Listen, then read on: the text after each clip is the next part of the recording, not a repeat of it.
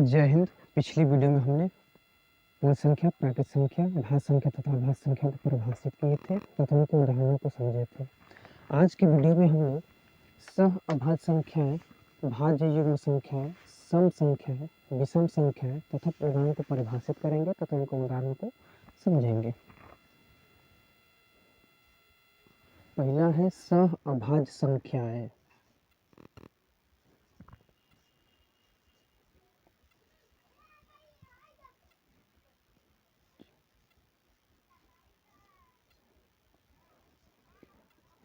सह अभाज्य संख्याएं जिन्हें इंग्लिश में को प्राइम नंबर बोलते हैं, को प्राइम नंबर।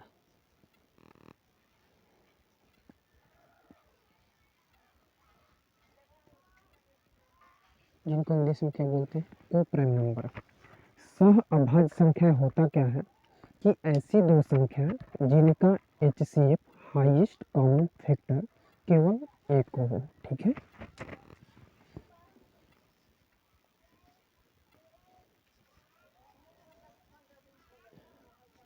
ऐसी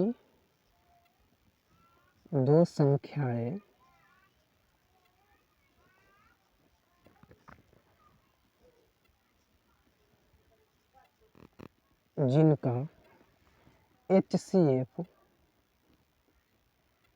जिनका HCF केवल एक हो, उन्हें क्या बोलेंगे हम, सह अभाज्य संख्या।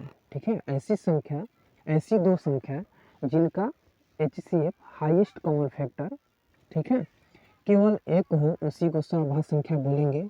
एग्जाम्पल जैसे 2, 5,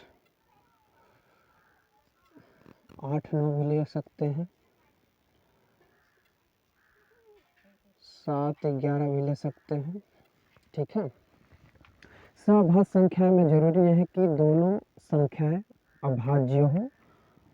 वो दोनों अभाज्य भी हो सकते हैं, दोनों भाज्य भी हो सकते हैं, और एक अभाज्य और दूसरा भाज्य भी हो सकता है। जैसे कि हम 7 और 9 को भी ले सकते हैं। ठीक है, ये अभाज्य है और ये भाज्य है। ठीक, यहाँ पर लिखा गया कि ऐसी दो संख्याएं, कोई भी दो संख्या, चाहे वो भाज्य हो, अभाज्य हो, या एक भाज्य हो दूसरा अभाज्य हो, उनका जो है HCF केवल एक हो।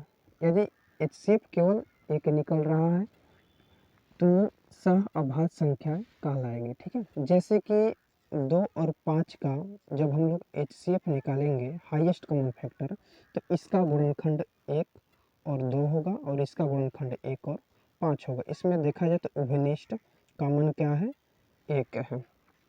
तो ये दोनों संख्या क्या होगी, सह अभाज्य संख्या कहलाएगी। ठीक है, सह मतलब साथ में, सह मतलब साथ में। ठीक, 8 और 9 का जब गुणनखंड निकालते हैं तो ये 1 से डिवाइड होगा, 1 से डिवाइड होगा, 2 से भी डिवाइड होगा, 4 से भी डिवाइड होगा, 8 से भी डिवाइड होगा, यानी 8 का ये गुणनखंड है।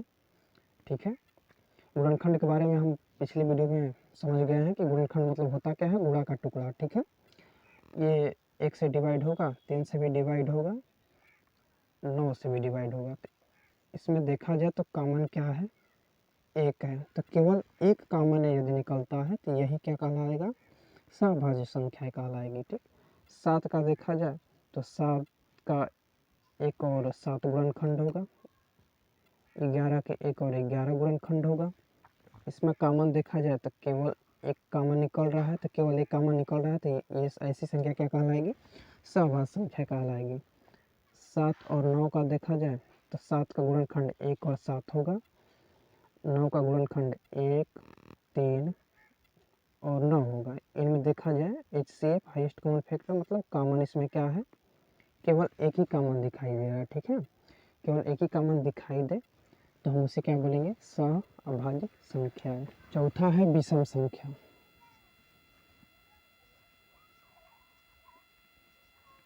विषम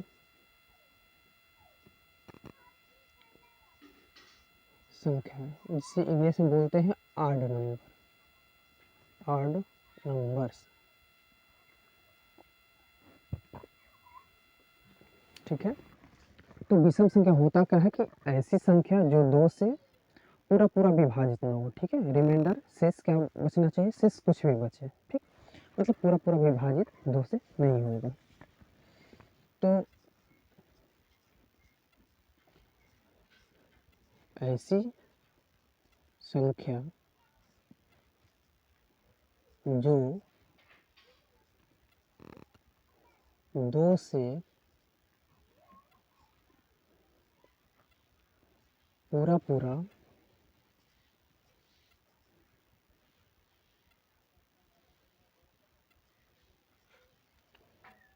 से पूरा पूरा विभाजित न हो, ठीक है।